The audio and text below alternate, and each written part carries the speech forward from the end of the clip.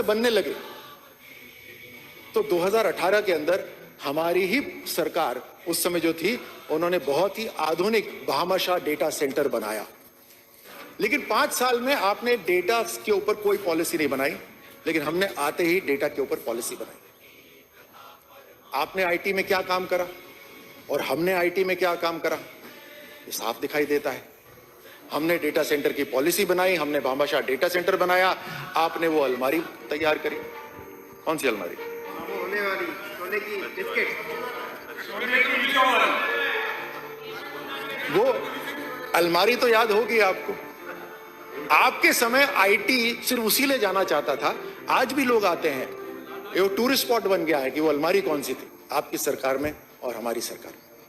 आपने काम करा एक अथॉरिटेरियन तरीके से, आपने काम करा एक पर्सनल इंटरेस्ट से, हमने काम करा एक सेवाभावी सरकार से, हमने काम करा एक सेवाभावी भाव से, हमने काम करा हमारे युवाओं के भविष्य के लिए। ये एक बहुत बड़ा अंतर है, जिस कारण से हमारी जो एमओयूज हैं वो धरातल पे उतर रहे हैं। और इसका जो मार्गदर्शन और आशीर्वाद और एक दिशा जो हमें मिली है, वो माननीय प्रधानमंत्री नरेंद्र मोदी जी के नेतृत्व और जो उन्होंने कहा कि रिफॉर्म, परफॉर्म एंड ट्रांसफॉर्म, इस तरीके से हमें काम करना है। तो हमारी सरकार इसी उस बेसिस पे काम कर रही है। रिन्यूएबल एनर्जी की वो इन्वेस्ट करना चाहती थी, इन्होंने अपनी रिप्स 22 दिखाकर उसको बहलाया, फुसलाया, मुंगेरी लाल के हसीन सपने दिखाए और उस कंपनी ने इन्वेस्टमेंट कर दिया। जब तक इनकी सरकार गई तब तक उनको एक पैसा नहीं मिला। वो इसलिए कि रिप्स 22 तो आपने बना दी, लेकिन उसकी गाइडलाइंस इन्होंने अपने पूरे कार्यकाल के अंदर नहीं बनाई।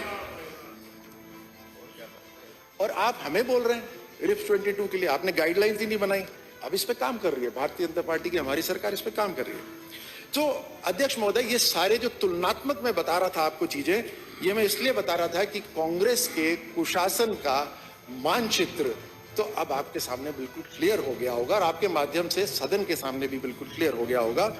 हर डिपार्टमेंट का, हर मंत्रालय का नोडल ऑफिसर है जिसकी जिम्मेदारी केवल यही है कि जो एमओयूज साइन हुए हैं उनको किस तरह से धरातल पे लाया जाए, किस तरह से जो अड़चने आ रही हैं उन अड़चनों को दूर करा जाए। वो केंद्रित उसी काम पर है। हमने क्लाइंट सर्विस मैनेजर्स भी नियुक्त करने की प्रक्रिया शुरू कर दी है, जैसे बैंकों में होता है। सर्विस सेक्टर्स में आपने सुना होगा, हर कंपनी को यह सहयोग मिले कि उनका काम जल्द से जल्द धरातल तक पहुंचे।